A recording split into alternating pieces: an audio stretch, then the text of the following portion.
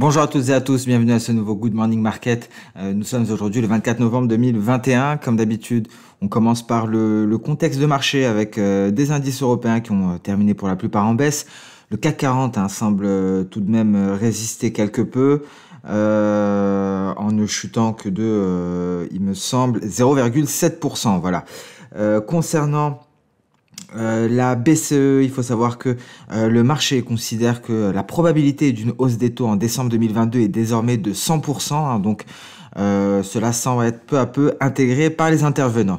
Il faut noter que les sociétés de voyage ont été les plus touchées, étant donné que les États-Unis ont émis un avis qui déconseille les déplacements en Allemagne et au Danemark en raison du nombre croissant de nouvelles infections. Et ce sont bien ces nouvelles infections qui viennent peser sur les indices européens. On notera également la livre turque qui a chuté de plus de 15% après des commentaires d'Erdogan concernant la politique monétaire. On a pris connaissance également hier de données concernant l'indice PMI, notamment de la zone euro, données supérieures aux attentes. Cela n'a pas empêché le repli des principaux indices. Il y a eu également un sentiment mitigé à Wall Street, forte chute des valeurs technologiques, S&P 500 et Nasdaq, et pour cause, la hausse des rendements obligataires qui met sous pression les valeurs technologiques. Le Dow Jones, lui, est resté stable grâce aux bonnes performances des sociétés financières et énergétiques, sociétés énergétiques qui ont profité du rebond du pétrole. Mais on va le voir d'un point de vue technique, mine de rien, le Nasdaq et le S&P 500 sont mieux orientés en vue d'un éventuel rebond. Ce n'est pas le cas pour le Dow Jones, on va le voir. Ce sera notamment visible en données H4. Alors on a parlé rapidement du pétrole, on a eu un beau rebond hier de 3% pour le WTI, 3,30% pour le Brent, et ce malgré le fait que la Maison Blanche ait officiellement annoncé la libération des réserves stratégiques de pétrole. Les US vont libérer un total de 50 millions de barils de pétrole de leurs réserves stratégiques, et donc c'est un peu plus que prévu. Ce qu'il faut savoir, pourquoi on a eu une hausse, parce que tout simplement, les opérateurs du marché pétrolier prennent un peu d'avance dans leur raisonnement, et si les États-Unis agissent, l'OPEP devrait faire de même et agir en conséquence. Ça veut dire quoi? Ça veut dire réévaluer la politique de production actuelle. Au lieu d'augmenter la production progressivement, on pourrait la stopper à un certain niveau, voire même la réduire. Donc, je pense que c'est une donnée qui a été intégrée par les opérateurs essayant d'avoir un coup d'avance. À noter également que Joe Biden a profité de son discours d'hier pour blâmer les compagnies pétrolières par rapport au prix élevé du gaz. Le président américain a prévenu que les actions qui sont entreprises, comme par exemple le déblocage de ces réserves stratégiques de pétrole, auront un impact, mais qu'il ne sera pas immédiat. Alors, donc ça c'est la première chose à garder en tête, l'impact ne sera pas immédiat. Cette libération, même coordonnée, et on va le voir parce que c'est vraiment une action qui est coordonnée, n'aura pas d'impact immédiat. Deuxième chose, et c'est Goldman Sachs qui souligne cela, la libération coordonnée des stocks de pétrole va représenter moins de 2 dollars par baril. Donc d'un côté, un impact qui ne sera pas immédiat, de l'autre côté, un impact qui sera relativement faible. On ne parle ici que de 2 dollars par baril. Et donc, on parle de libération coordonnée de réserves stratégiques.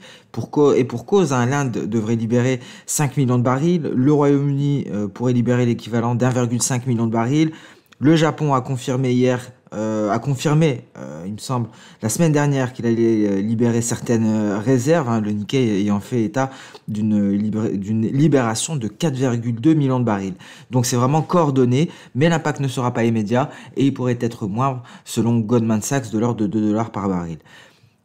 Toujours sur le marché pétrolier, le rapport de l'API a fait état d'une augmentation de 2,31 millions de barils concernant les stocks hebdomadaires de pétrole brut aux États-Unis. Alors on passe aux métaux précieux, repli considérable avec l'or en baisse de 1,20%, soit aux alentours des 1790 dollars l'once. L'argent a plongé de plus de 3,5% parce qu'effectivement la nommé à nouveau Jérôme Powell signale la poursuite des mesures actuelles, la poursuite du tapering, et ça suscite également des attentes concernant la hausse des taux d'intérêt. Donc voilà pour le contexte de marché. Un contexte qui était très chargé, surtout sur le marché pétrolier, parce qu'on est vraiment peut-être qu'on entre dans une prochaine guerre des prix. Donc ça, c'est très important. C'est ce qu'on a connu récemment après la crise du Covid, ce qui avait entraîné le pétrole en négatif, c'est-à-dire pétrole sous zéro, les contrats futurs. Après, est-ce que cela va aboutir à un tel résultat? Non, certainement pas. Mais effectivement, il pourrait y avoir des secousses sur le marché pétrolier prochainement, suite notamment à ce désaccord qui oppose l'OPEP+, et les États-Unis. Hein. Donc un désaccord qui a été mis en évidence lors de la dernière réunion des pays membres de l'OPEP+, pays membres qui ont refusé de répondre favorablement aux appels de Joe Biden. Donc voilà pour le pétrole. On passe sur les indices, le CAC 40 qui résiste plutôt bien. Vous voyez, on tient ce retracement externe de Fibo à 127,2% aux alentours des 7065 points. Ça tient bon pour le moment. On n'est pas allé jusqu'à la Kijun, la Kijun qui aurait été un gros support. Ça représente plus ou moins les 7900 points. Donc le CAC 40 tient bon. Le DAX semble avoir plus de peine à se stabiliser, 15 960, on est passé sous la barre des 16 000 points, donc la prudence reste de mise sur les indices européens. On va le voir, certains indices américains notamment sont mieux orientés, ceux qui comprennent une majorité de valeurs technologiques. Qu'en est-il du DAX en données H4? On est sorti du nuage par le bas, et à partir du moment où la Chikou-Span, si la Chikou-Span se désengage du nuage et sort par le bas également, on pourrait se replier en direction des 15 760 points. Ce serait un prochain support à aller chercher. Hein. Il est ici, on le retrouve à ce niveau-là. Et donc c'est le dernier rempart avant les 15 550 points. Donc le DAX fait toujours preuve d'une grande faiblesse, prudence. Le Nasdaq, lui, pourrait rebondir très prochainement. On ne le voit pas en données journalières. On est à 16 300 points. On ne voit pas grand-chose ici. On peut juste dire effectivement qu'on a eu une résistance, un retracement externe à 161,8%. Mais voyez en données H4. C'est assez intéressant. On a parlé hier de ce twist ici, de cette faiblesse de nuage. Et donc on a mis en garde sur le fait que les cours pourraient profiter de cette faiblesse pour traverser le nuage. Et ça aurait été un signal conséquent de baisse. Il n'en est rien. Vous voyez, c'est justement l'endroit où on a rebondi. On était vraiment au bord du gouffre. On est allé chercher cette zone en jaune qu'on avait indiquée hier, dans cette ellipse jaune, et on rebondit dessus. Le nuage fait office de support, et là, le danger est en train de s'éloigner peu à peu, le danger d'un repli plus conséquent, concernant le Nasdaq en tout cas, peut-être également le S&P 500. Le Dow Jones, c'est autre chose, on en parle tout à l'heure. Et ce qui est encore plus intéressant, on va essayer de revenir un petit peu en arrière et d'accompagner toute cette reprise haussière qui a eu lieu sur le Nasdaq, une reprise haussière qui s'est amorcée début octobre. On va essayer de la décomposer en plusieurs vagues. Vous voyez, on a eu, alors je vais essayer d'avoir la bonne taille de zoom, voilà. On a eu une première vague ABCD, que voici, qui nous a renvoyé aux alentours des 15 400 points. C'était notre point D. À partir des 15 400 points, on a eu la formation d'une nouvelle vague, beaucoup plus petite cette fois-ci.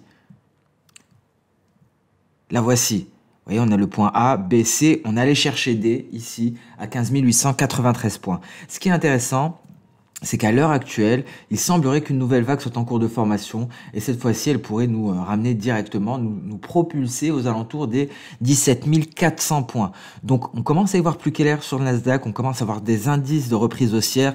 Le nuage a fait office de support alors que c'était un twist. On est en train de s'éloigner d'un scénario baissier. Il faudrait d'un catalyseur baissier de taille pour traverser ce nuage à présent et ce qui pourrait renforcer ce scénario, dans un premier temps, ce serait le franchissement de la Kijun, 16 447. Dans un second temps, le franchissement des récents records historiques et donc du point B, ici, aux alentours des 16 750 points. Ce qui nous permettrait d'avoir de grandes chances d'aller chercher cette projection V.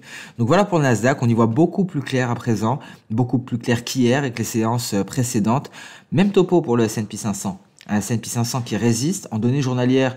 De la même manière que le Nasdaq, on peut dire qu'il y a eu une résistance, le retracement externe de Fibo à 161,8%.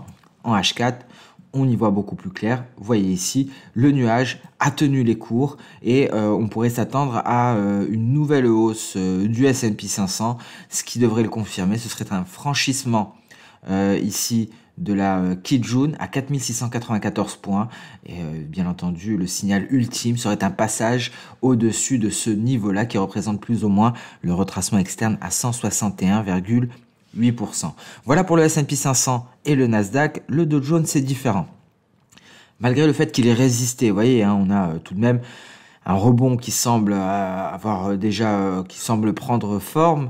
en données journalières en tout cas, mais en données H4, c'est différent. C'est différent pourquoi? Parce que le nuage, nous l'avons déjà traversé pour le Dow Jones. Et là, très prochainement, on pourra avoir un repli. Pourquoi? Parce qu'effectivement, la lagging span va s'attaquer à ces bougies-là. Alors, est-ce qu'elle va réussir à les franchir? Dans un tel scénario, cela permettrait au cours de s'attaquer au nuage. Après cette attaque au nuage, il faut le franchir. Effectivement, un franchissement de nuage serait de bon augure, mais la Chikou-span aurait encore d'autres obstacles, malgré des cours qui franchissent le nuage. La lagging span, avant de valider un signal, devra à son tour franchir le nuage. Donc la situation Ishimoku nous dresse deux tableaux différents, un tableau haussier pour le S&P 500 et le Nasdaq, et un tableau plutôt baissier pour le Dow Jones. Et donc effectivement, on pourrait voir un scénario se concrétiser, c'est-à-dire le scénario suivant, un échec de la Chikou-span face à ces obstacles-là, et donc un repli de la Chikou-span, ce qui se traduirait par un repli des cours ici pour aller chercher les 35 540 points environ, pourquoi pas les casser et se replier davantage. Donc, d'un point de vue technique, on y voit un peu plus clair et les perspectives semblent beaucoup plus prometteuses pour les valeurs technologiques qui ont largement souffert de la hausse du marché obligataire et donc peut-être on pourra avoir une pause de ce côté-là, ce qui permettrait aux valeurs technologiques de retrouver des couleurs. Les crypto-monnaies. Alors, c'est toujours mitigé, hein. Vous le voyez ici, il n'y a pas eu de signal sur le Bitcoin pour le moment. C'est une cassure des 55 400 points environ qui nous permettrait d'envisager des perspectives baissières. Ici, en données H4, on reste sous le nuage, hein. Donc, c'est clairement baissier en données H4. En journalier, on est dans le nuage. C'est neutre. En H4, sur le court terme, c'est baissier. Pour envisager des perspectives haussières, il faudrait une traversée du nuage. Donc, plus largement, cela nous permet d'avoir un niveau ici. C'est notre SSB, un palier d'SSB. C'est le niveau des environ 61 000 $. Donc, il faut attendre 61 000 $ pour envisager des perspectives haussières. Donc, vous l'aurez compris, pour le moment, ce sont les perspectives baissières qui sont à privilégier. Mais parce qu'il y a un mais, il faudra attendre que la Chikou parvienne à valider la cassure de cette Kijun en données journalières. Et là, effectivement, vous voyez, on aurait une grosse marge de manœuvre pour la Chikou-span et je pense, j'ai le sentiment qu'on va assister à un repli beaucoup plus conséquent sur les cryptos. Alors, ce n'est pas la fin des crypto-monnaies, on va pas aller vers des niveaux extrêmement bas, sous les 30 000 $, mais je pense que le repli devrait se poursuivre avant une reprise, avant un nouveau bull run. Ce serait pour revenir par la suite sur des records. Mais je pense que pour le moment, on n'en a pas fini avec les baisses. Concernant l'Ethereum, bon, ici, on est peut-être un petit peu mieux positionné. On n'est pas dans le nuage. On a encore un nuage qui va jouer office de support, mais on a des objectifs également, 3480 points environ.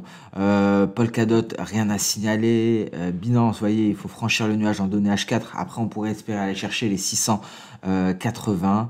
Et Cardano, Cardano c'est baissier, on l'a dit, on a beaucoup plus de conviction et on y va petit à petit. On va vers l'objectif 1,4676. On passe à présent sur le marché des matières premières. Vous voyez le gold, ce que nous a fait le gold, c'est très beau. On est revenu sur la projection V. Donc le gold a confirmé sa faiblesse. On va peut-être ajouter Ishimoku pour avoir une meilleure visibilité. Et on retrouve un éventuel support et on voit qu'on est très proche tout de même de le franchir ce nuage et cela ça permettrait un approfondissement de la baisse. Donc ce n'est peut-être pas fini pour le gold, la baisse pourrait éventuellement se poursuivre. Et vous voyez ce qui est intéressant, on en parle très souvent avec les projections d'Osoda, lorsqu'on surpasse une projection, un objectif d'Osoda sans dessiner une nouvelle vague, on y revient. C'est ce qui s'est passé très précisément ici. On a surpassé l'objectif de Soda, on n'a pas dessiné de nouvelles vagues et donc c'est retour à la case départ, donc retour à la projection V 1794. C'est exactement ce qui s'est passé. Et vous voyez ici en données H4, on a eu le signal a été validé récemment, donc vous comprendrez effectivement que le repli pourrait se prolonger jusqu'au 1760 aux alentours de ce niveau-là. Pourquoi pas? Donc la prudence reste de mise sur le gold, le silver, c'est la même chose. On a invalidé cette épaule tête-épaule inversée. Si on franchit le nuage, dans ce cas-là, on pourrait imaginer un silver qui va chercher les 21,50. Le pétrole, vous voyez, le pétrole retrouve des couleurs. Hein, les opérateurs sur le marché pétrolier savent très bien que ce sont les pays membres de l'OPEP+ qui sont aux commandes. Effectivement, on a beau libérer des réserves stratégiques, on l'a dit déjà, les résultats, les bénéfices ne seront pas immédiats. En plus de cela, comme l'a souligné Goldman Sachs, ça permettrait donc, ce serait de l'ordre d'une baisse de 2 dollars le baril. Donc on est bien loin de cette intention, visiblement, de réduire les prix de l'essence. Hein. Ça n'aura pas de réelles conséquences. En revanche, une décision de l'OPEP+ aurait des conséquences immédiates. C'est-à-dire, si l'OPEP+ décide de réduire la production, les conséquences seront immédiates sur les cours et immédiates également sur les stocks. Hein. Il faudra pas plus de 2 semaines pour le constater sur les stocks de pétrole brut. Gaz naturel, on est toujours en train de marquer une pause aux alentours de 5 sous notre nuage. Donc on s'est vraiment éloigné des perspectives haussières. On attend un signal pour en reparler. Le café, je vais vous en parler cet après-midi. Lorsqu'on va parler matières premières, il y a beaucoup de choses à savoir sur le café. Je vais essayer également de vous aborder le cacao suite à une demande. Hein. Vous voyez, le cacao, on était dans un canal baissier pendant très longtemps. On a eu un très beau signal depuis qu'on a cassé la borne supérieure. Il y a une faiblesse du cacao, une sorte de pullback, mais pour le moment, on longe le nuage et il va falloir le franchir pour espérer de nouvelles hausses. Ça, c'est d'un point de vue technique et donc la cassure des 2660 serait un signal. On va essayer de parler un petit peu de fondamentaux sur le cacao cet après-midi. Le maïs, on garde un œil dessus également, de la même manière qu'on garde un œil sur le blé. Rien n'a changé, mais voyez, on continue de pousser à la hausse. Le signal a déjà été donné. Maintenant, reste à voir est-ce qu'il y aura un éventuel repli prochainement pour pouvoir pour en profiter et entrer en position. Hein. Vous voyez ce qui s'est passé par le passé en 2007, en octobre, on a eu un mois baissier. Et là, effectivement, c'était un bon point d'entrée à mi-chemin pour aller profiter du reste de la hausse. Donc, ce n'est pas le moment d'entrer en position sur le blé, mais on va le surveiller de près parce qu'effectivement, un mois baissier pourrait être une dernière occasion d'entrer en position sur le blé. Le copper, vous voyez, on est au contact du nuage, on redémarre à la hausse petit à petit, franchissement de la Kijun, ça serait un nouveau signal d'une poursuite haussière et si on franchit les 10 447, donc là c'est direction E1 à 10 714. Et le maïs également, on en a pas parlé ici en données weekly, mais vous voyez en données journalières, on a aussi cette formation de borderline, double creux décrit par Goichi Osoda, et on a 3 objectifs. On passe sur le forex, avec le dollar américain qui se rapproche d'une première résistance, donc on continue de pousser à la hausse sur le billet vert, euro-dollar 1,1235 à l'heure actuelle. Bon, pour le moment, c'est un support. Si ce support était cassé, c'est direction à 10,70. Ici, pour l'euro-dollar, le biais reste baissier. Pareil pour GBP-USD, biais baissier. Objectif toujours le même, 1,3180. Donc pas de grand changement à ce niveau-là. Signal haussier pour l'USD4, pardon. J'allais l'oublier, on a eu validation de la Chikuspan qui s'est désengagée du nuage, donc maintenant il ne faut pas qu'elle réintègre et donc que les cours se replient en direction des 1,2616 ici, cette SSB. Le mieux serait qu'on parte directement à la hausse pour vraiment être sûr d'avoir notre validation, mais en tout cas les perspectives sont haussières sur l'USD4. Attention tout de même au pétrole ici, c'est peut-être le danger. L'incertitude provient principalement du pétrole. Vous voyez, il y a on comprend très vite qu'il y a une corrélation entre l'USD-CAD et le pétrole. La corrélation est négative. Le repli du pétrole a permis la hausse de l'USD-CAD parce que cela a affaibli le dollar canadien. Si le pétrole rebondit considérablement, l'USD-CAD devrait se replier. Et là, effectivement, le scénario d'un USD-CAD qui va chercher les 1,2616, voire les 1,2590 devrait se réaliser. On pourrait même assister à une intégration du nuage. Donc on suit tout de même de près l'USD-CAD. On garde en tête ce danger concernant le pétrole. Et sur ce Good Morning Market touche à sa fin. Merci à toutes et à tous pour votre attention, pour votre temps. On se donne rendez-vous dans l'après-midi pour parler matières premières.